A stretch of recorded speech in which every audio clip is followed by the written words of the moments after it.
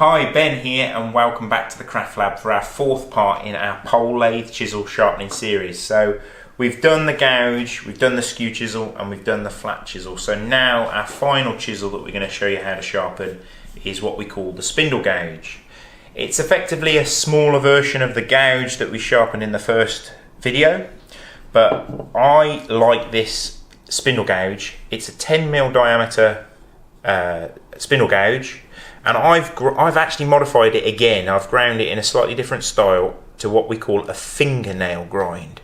So you can grind it so that it's very square on the end, but I kind of like this fingernail grind where the bevels come right up fine on the edges, and that allows me to go very tightly into a piece of wood so I can remove waste in between two beads. So if I'm using it for making baby's rattles, so you might have seen the baby rattle video, that's why I like that chisel ground in that particular way, so I can get into a very narrow gap and remove waste basically. Don't really tend to use this chisel a lot for detail work, i.e. the finish on detail work, but I just use it for stock removal on very sort of tight areas really. But yeah, still couldn't do without it really. So we'll show you how we go about setting it up and putting it in the jig for grinding.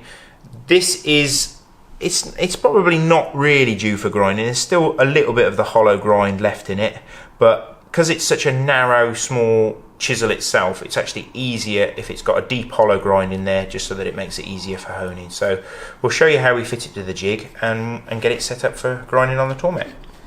So the jig we actually use for this spindle gouge is their more elaborate Tormek gouge jig.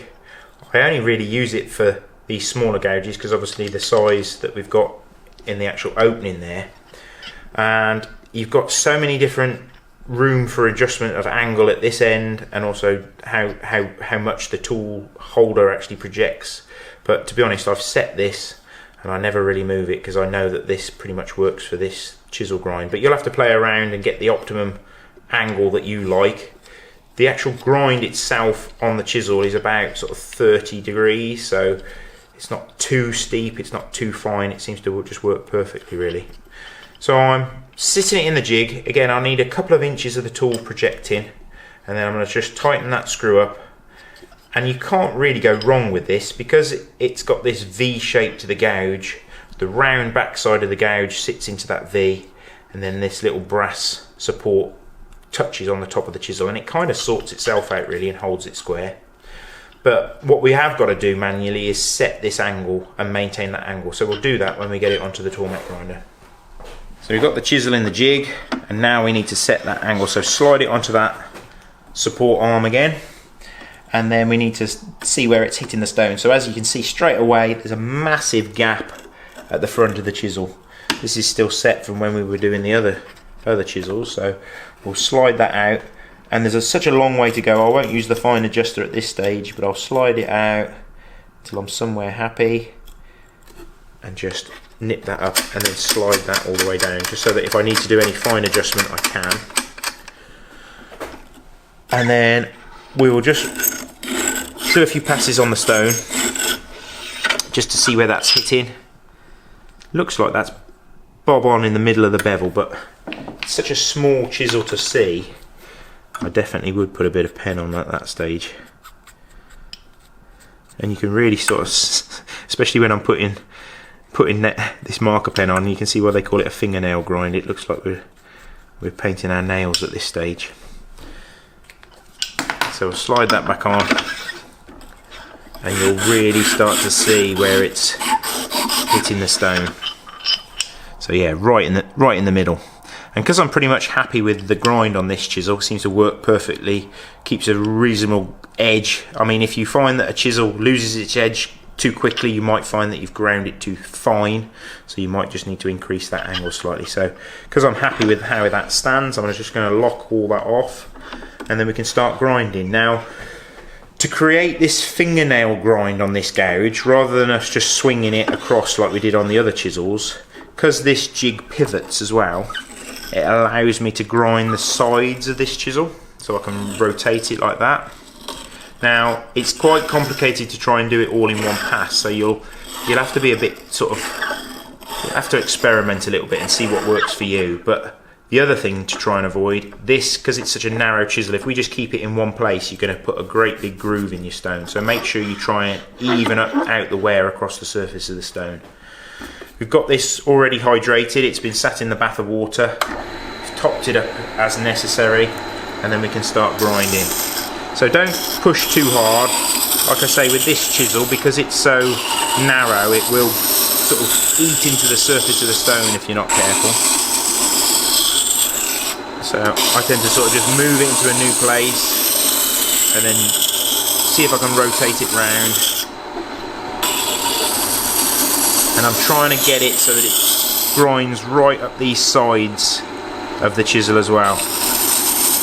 Like I say, this allows me to get really quite into tight places. I wouldn't be able to make the baby's rattles without this chisel being ground like this.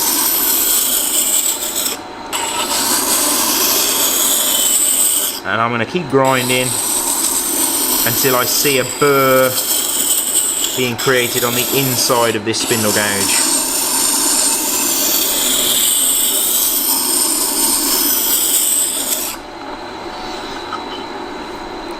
So that's looking pretty good. So you can see that fresh grind has gone all the way around the chisel, and that's looking pretty good. And the burr is pretty much all the way around. I might just do just a little bit more, make sure I've got that burr there.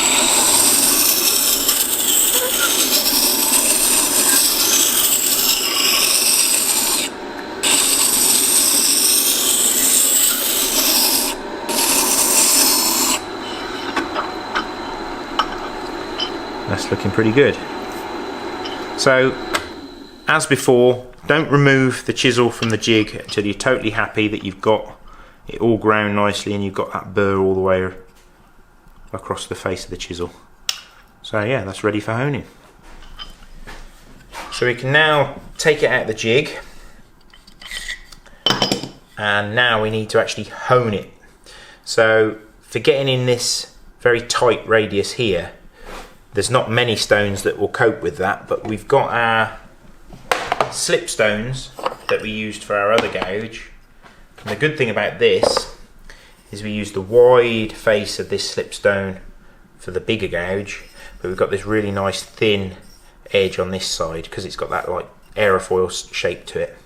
So that allows us to get onto that inside face of the gouge. Now, some people get confused when a chisel or a tool has only been ground on one side. So it's only got one bevel, but you still have to hone the flat side, the inside face, because otherwise all you do is just push the burr into the inside and it's still not sharp. So we need to polish that inside surface. So a little bit like how we did the other gouge, I tend to support it on my belly. The bigger the belly, the bigger the advantage you've got.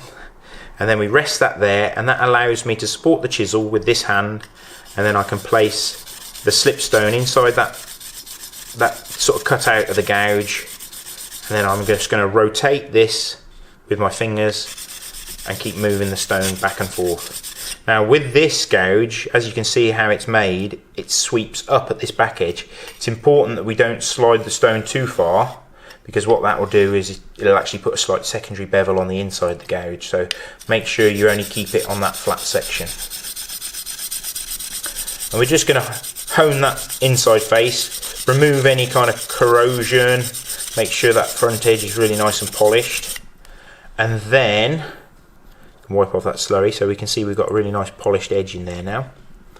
And then we're going to do the outside bevel. Now it's a little bit tricky because there's very little bevel to actually rest the stone on. We're going to use the flat side of this slipstone. So this is the 1000 grit stone that we're using to start with. This is like a medium grade stone. And again, to increase that width of the bevel, what I do is I slide my finger so that it almost matches up, so that I can feel when the stone hits my finger, so that I know that it's the correct angle. But it just means that I've got slightly more bevel to play with. So if we sort of show you, you can see I'm sort of resting that stone on like that. Now it doesn't matter if I've only got one chisel to sharpen, but if you're doing 20 or 30, you'll probably find that you'll wear through on your finger, so be aware of that. And again, rest that handle on your belly, and then we're going to make small circular motions. And I'm looking down from above so that I'm making sure that that gap There is no gap between the stone and the bevel, and I can feel it like click with my fingers. So I'm sort of using all my senses. I'm using the feel of the response from the stone on my hand.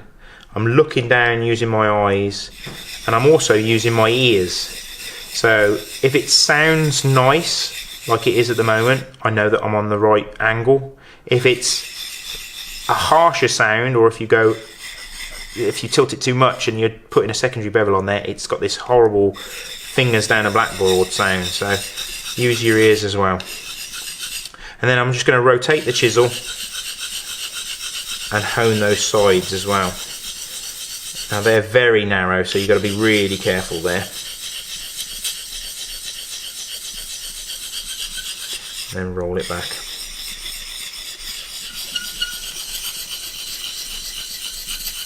Just like so.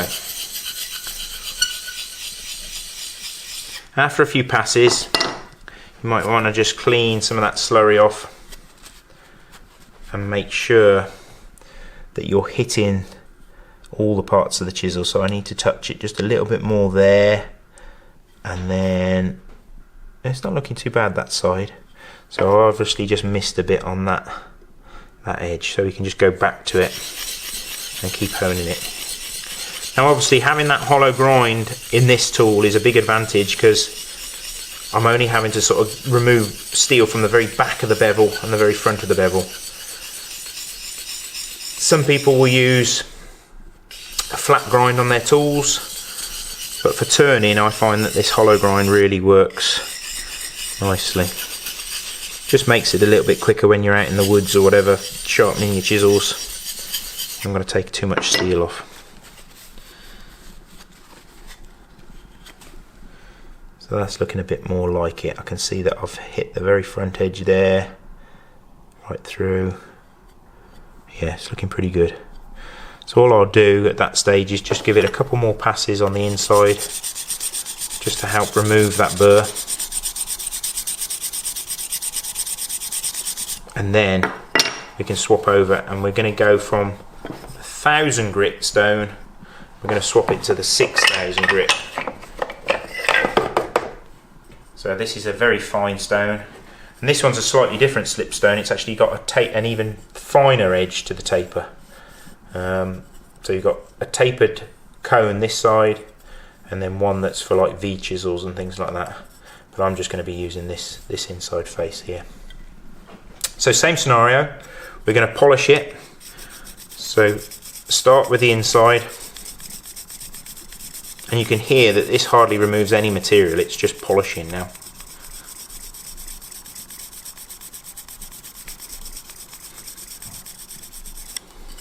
And then we're going to flip it over, use the flat side of the stone, rest it on my belly, and just polish that outside edge.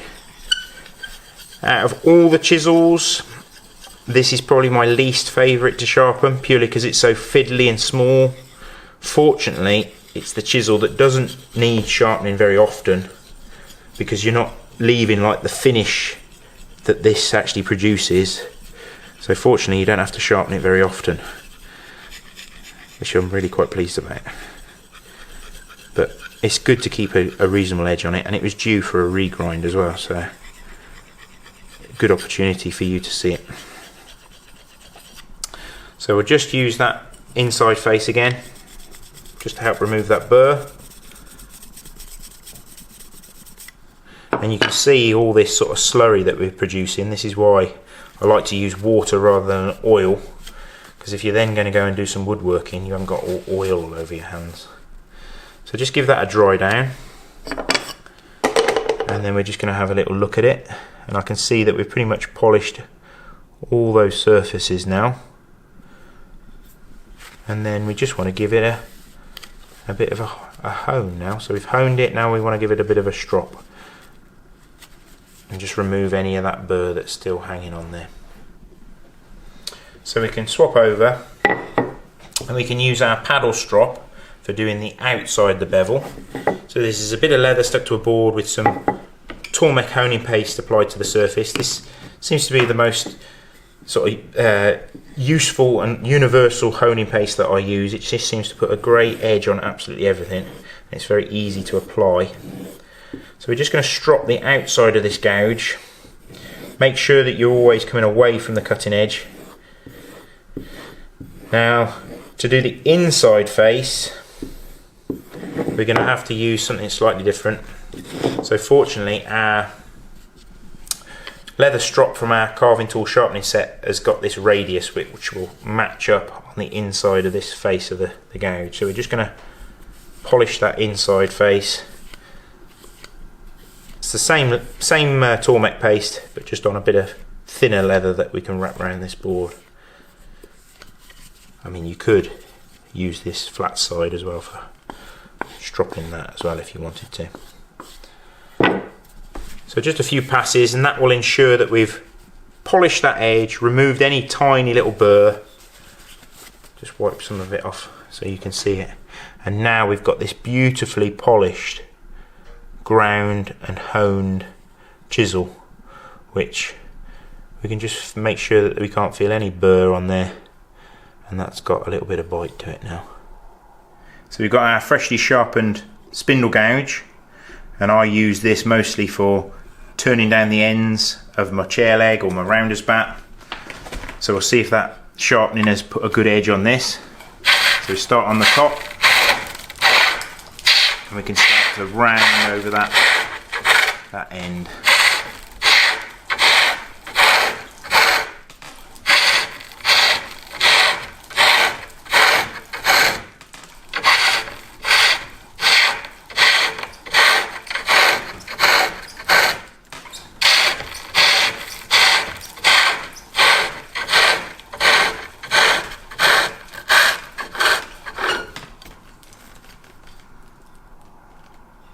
So we've got the spindle gouge ground, honed and stropped.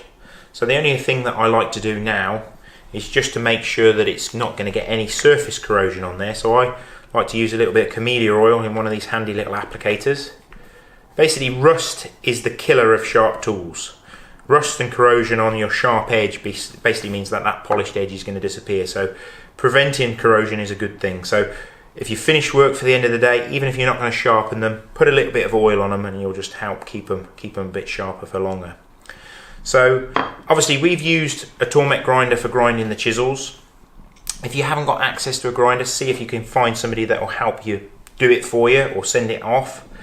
You can use diamond stones if you've got a very rusty or old tool that you've got to try and restore, but it will be leaving that flat grind on the outside, so it will take a little bit more work.